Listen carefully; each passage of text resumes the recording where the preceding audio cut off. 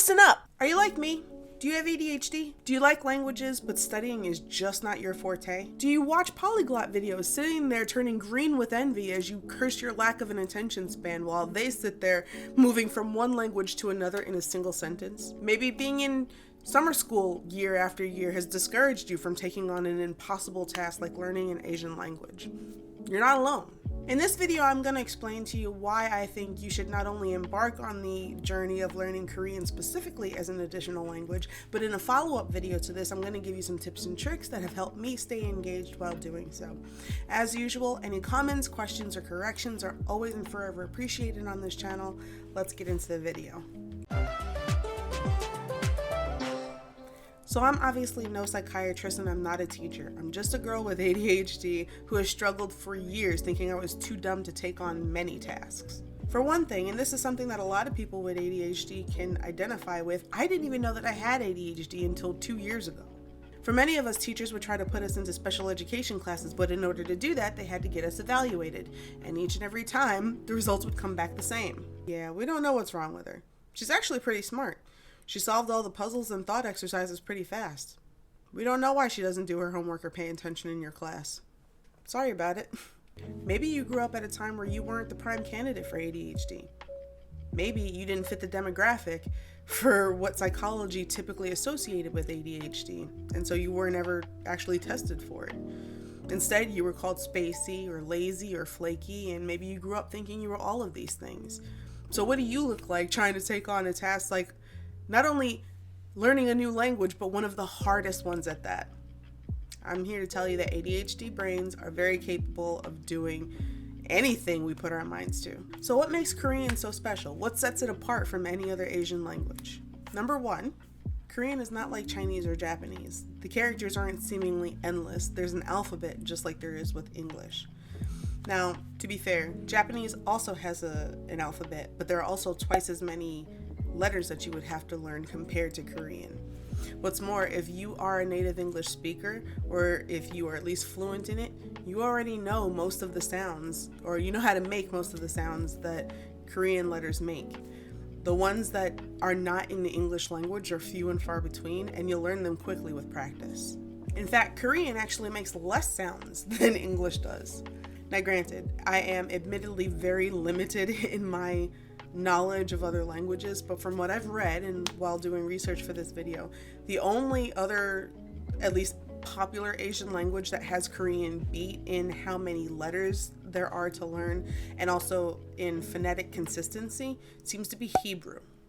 Number two, ADHD brains often enjoy and excel at solving puzzles that are challenging but not impossible. For me, Korean grammar and conjugating verbs is a lot like putting a puzzle together.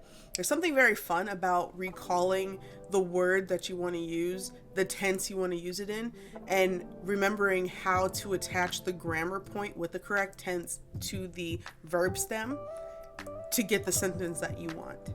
Especially in the beginning, the words you use are usually going to end a handful of ways. So learning how to speak Korean in the very beginning is very fun. It gets challenging as it goes, but again, not impossible. Speaking of puzzles, honestly, sometimes even just constructing Korean words feels like a game of Tetris just because of how the syllables, the letters of each syllable fit together to make a word. Number three, you can learn a lot of vocabulary by watching Korean TV. I can't speak for all languages, obviously, but South Korea seems to have a very unique way of how they edit their videos, or at least their variety shows, that I think would be beneficial to someone, especially if you have ADHD, because there are constantly subtitles or, captions, things happening on the screen, doodles and stuff to help make the show more funny.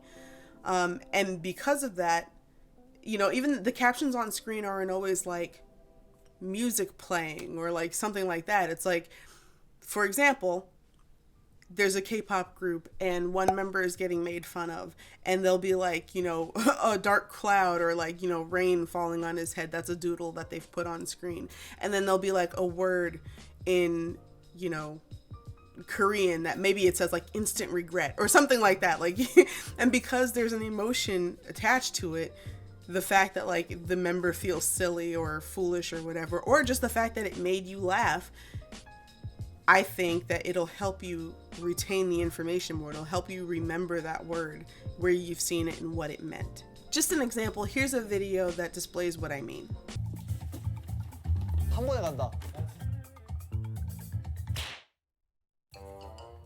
이거 싫어하냐? 빵! 와! 게임이 키보드.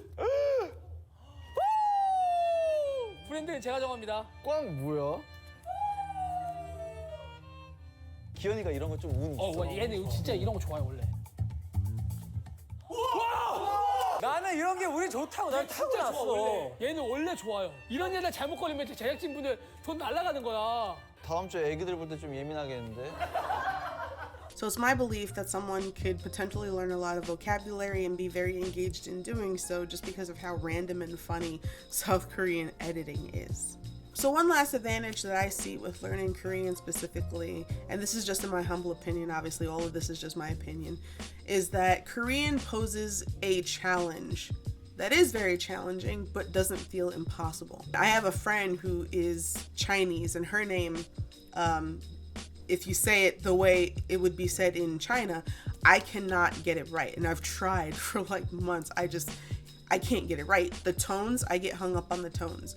And I know that eventually, when I start saying things wrong, it's not just a matter of like pronouncing words wrong. It's when you pronounce the word wrong, the meaning completely changes. Not necessarily the case with Korean.